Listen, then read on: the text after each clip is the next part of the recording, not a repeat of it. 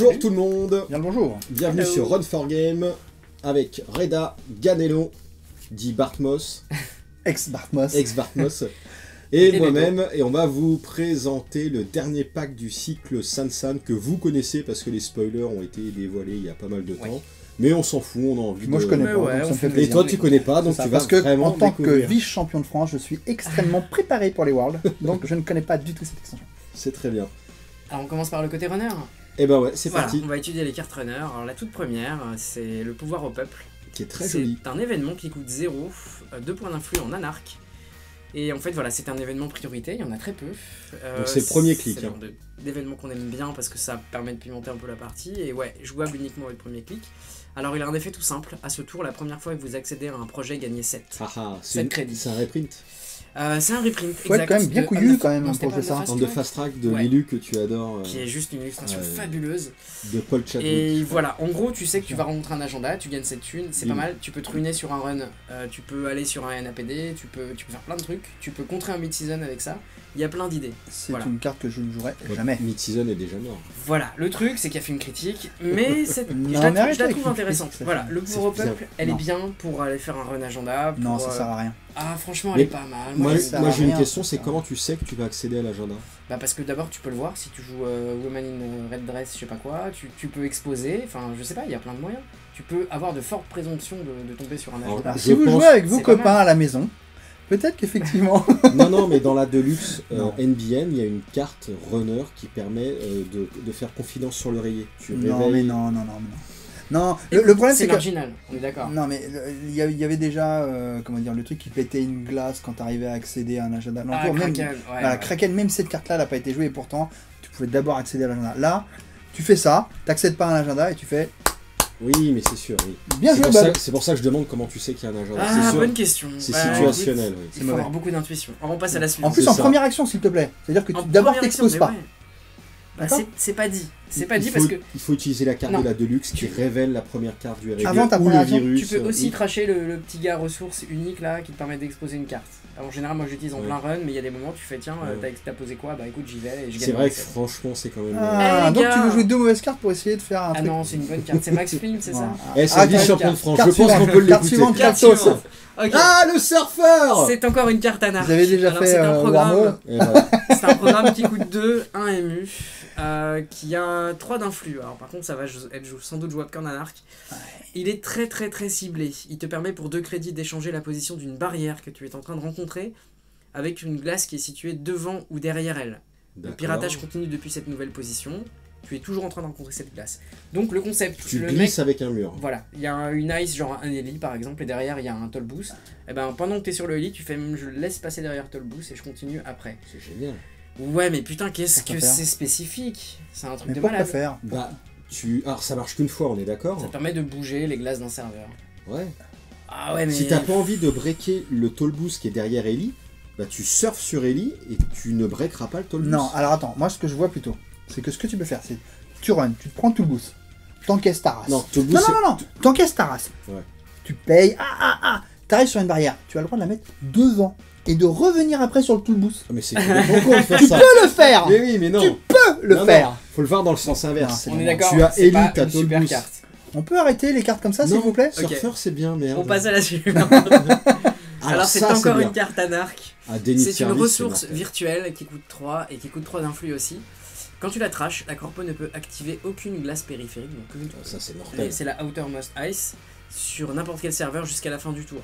Donc c'est super intéressant avec Inside Job, c'est super intéressant quand, je sais pas, le mec il blinde sa R&D et tu as ton médium chargé. Tu fais t'as posé une nouvelle glace.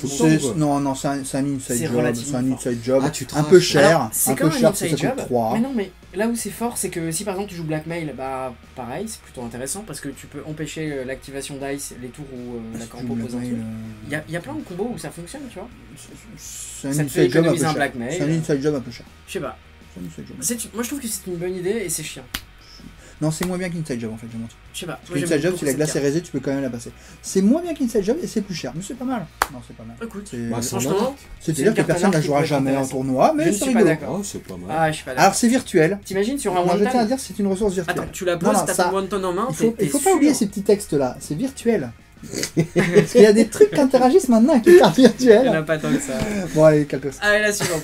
Alors, on passe sur l'Aramie Fisk. C'est la nouvelle ID criminelle que vous connaissez déjà tous parce qu'elle a été posée sur un sondage. Même moi, je la connais. Donc, c'est une 45-15 de 0 de link. Alors, elle est pas mal. Ça change la règle de Netrunner. Moi, toutes les cartes qui changent les règles de Bon, vous connaissez déjà le texte. À chaque fois que vous réussissez un run sur un serveur central pour la première fois, vous pouvez obliger la corpo à piocher une carte. Donc ça peut l'emmerder, ça peut faire un agenda flou.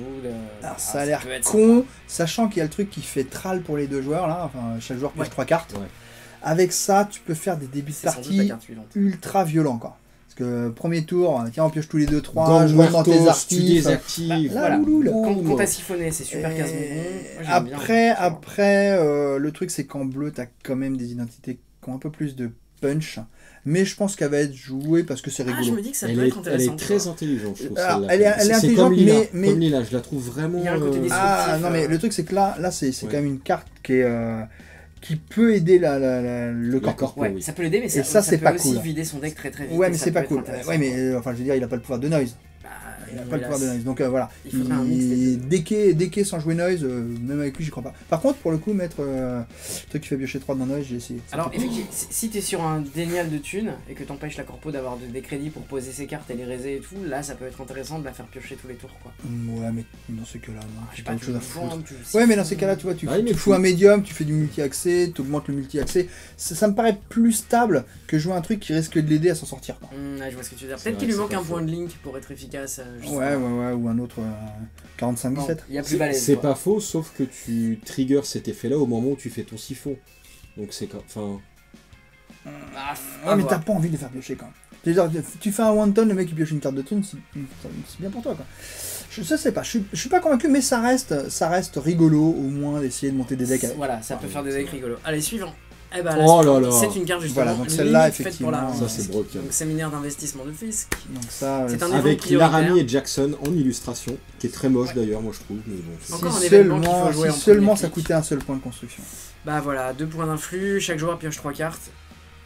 C'est ultra fort. C'est une sorte de diesel. C'est très fort. Noise. C'est très fort. Alors, dans Noise, ça peut être je l'ai testé dans Noise, donc c'est les 2 points de construction qui se foutent les boules. Parce que en fait les points de construction dans Noise c'est quand même ce dont tu manques.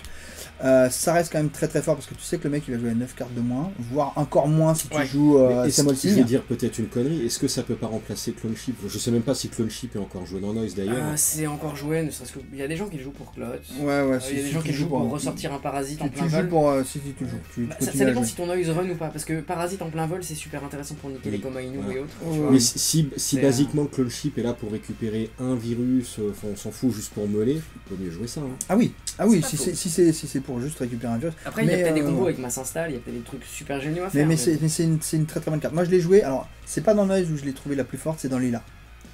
Parce que Lila, en fait, tu fais piocher les agendas de début de partie, tu vas en choper un et tu commences à remonter les saloperies et ça devient une boucherie infâme. C'est dans. Enfin, après, bon, tu fais des démarrages avec ça qui sont monstrueux. Il y a peut-être des combos super sympas avec Hyperdrive et Bomb Destruction machin, mais bon, ça commence à faire de l'influx un peu partout. Oh non, t'es pas là pour. Je sais pas, c'est particulier. Mais c'est pour essayer de flouder. Clairement, c'est soit pour essayer de decker, mais dans ces cas-là, il faut jouer quand même Noise, ou peut-être Laramie Fisk, parce que finalement, on va peut-être réussir à monter un deck qui deck vraiment. Mais si t'arrives à caler ça plus le pouvoir de l'Aramie, ça fait 4 la corpo. Oui, c'est pour ça. Elle a intérêt à avoir un bon plan de jeu parce que si tu l'as siphonné avant et qu'elle a 2 crédits, elle va pas se marrer quoi. C'est clair. Mais le but c'est de le flouder. Le but c'est de flouder le corpo. Si il joue pas Jackson, bah il va crever. Si il joue Jackson, le truc c'est que s'il pioche, il va peut-être s'en sortir. Ouais, mais le truc c'est qu'il va pouvoir les remettre ses agendas, machin. Je ne sais pas, il paraît qu'il y a eu 1% des gens dans le monde qui ne jouaient pas Jackson. Enfin, quand je jouais 2 seulement. Ceux qui jouent à Netrunner CCG. C'est moi quand je jouais 2, quand je jouais que 2, tu sais. Ah merde. Ok, suivante. Alors là, on passe sur un matériel, donc favori. Un hardware shaper. Ça coûte 0, 2 d'influx. Oui, c'est bookmark en anglais. Pour un clic, tu héberges jusqu'à 3 cartes de ta main face cachée sur ce hardware. Ça, c'est très intéressant. Que tu peux regarder à n'importe quel moment de la game. Pour une action ou un trash de cette carte-là, tu ajoutes toutes les cartes hébergées sur favori à ta main. C'est pas mal pour préparer des combos. Non, c'est mieux que ça en fait. Si tu crains si tu joues contre Jinteki, tu mets des cartes en fait, c'est super bien aussi contre Scorchad quoi. C'est plutôt sympa. C'est super bien contre Scorchad. Tu fous tes cartes en dessous, le mec il commence à te défoncer, tu fais. Oui, mais je me dis que tes Ivadwar, tu peux les mettre dessus. Tu le craches.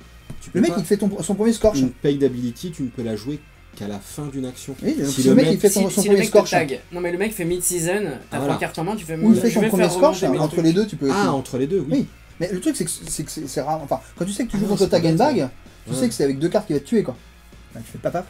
Non, c'est pas mal. Et puis effectivement, le mec joue House of Knives, il y a des cartes que t'as envie de mettre de côté parce que t'as pas envie de les défausser random. Ouais, tu veux pas tout de suite. Contre la nouvelle ID Jinteki qui vient regarder dans la main. Personne ne jouera jamais ça. C'est la tienne? Je suis pas sûr. Tu joues ça en CF 2016? Non, mais je joue ça au World si j'ai le droit, quoi. Je pense que plus les decks seront optimisés, plus ce sera balai cette ID. Bah voilà, ça peut être sympa, ça coûte 0, ça vaut le coup. Au pire, tu le revends à Aesop. C'est parti. J'aime bien.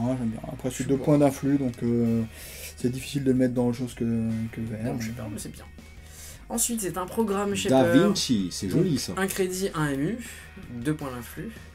À chaque fois que tu réussis un piratage, tu mets un pion pouvoir sur Da Vinci. D'accord. Et en fait, quand tu la trashes, tu installes une carte de ta main avec un coût d'installation inférieur ou égal au nombre de pions pouvoir sur Da Vinci en ignorant son coût d'installation. Voilà. Tu réussis un run, tu mets un token.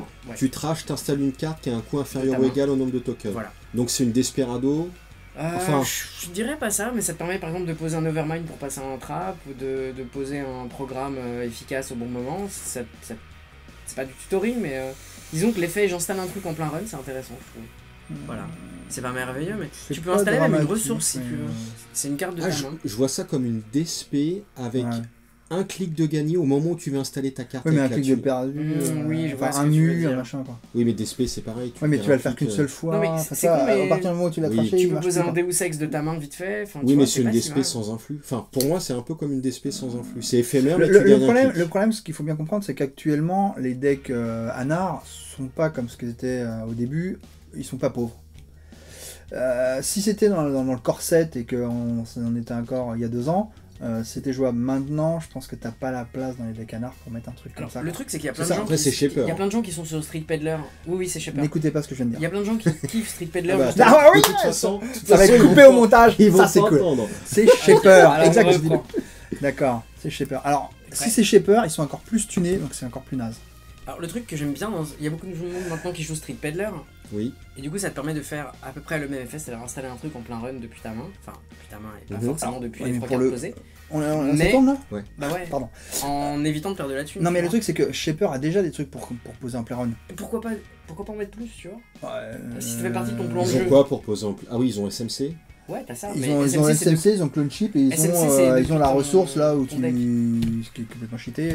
Mais attends, ce que tu disais sur la carte d'avant avec Carapace, ça fonctionne aussi. Oui, tu peux poser le mec qui joue son premier, c'est génial. C'est pas mal, hein. Moi je dis pourquoi pas. Ça ouvre des nouvelles portes quand même. Tu sais, c'est un truc que tu poses en début de game, ça se remplit tout seul. Tu peux pas le virer comme parasite. C'est un mur. Je sais pas, moi j'aime bien. C'est un MU, oui. Des fois tu vas vouloir le virer juste pour poser un programme.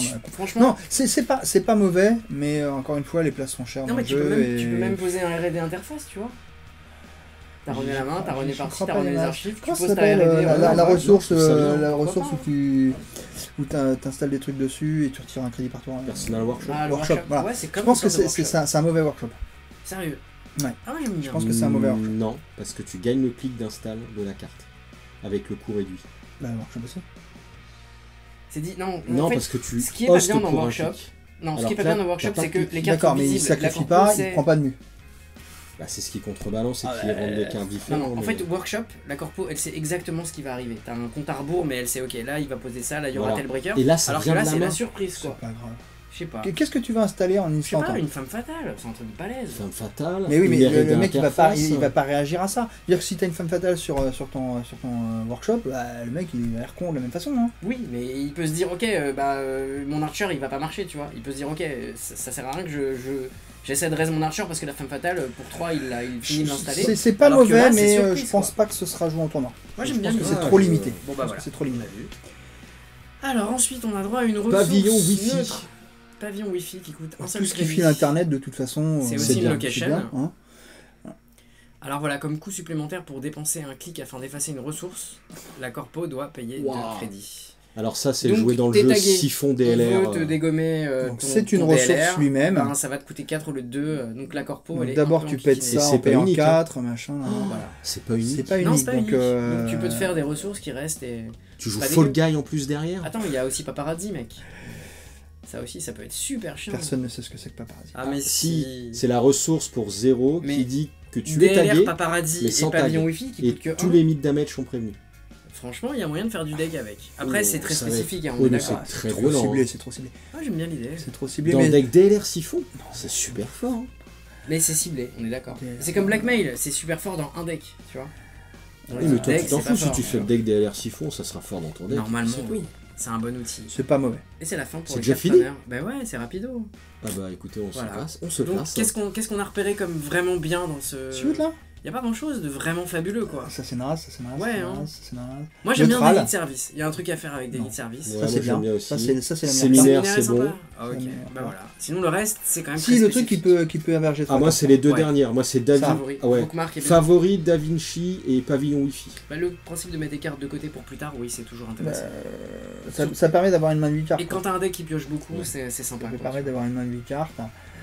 Tu peux aussi faire des combos débiles, genre je récupère les 3 cartes et je fais le truc qui fait.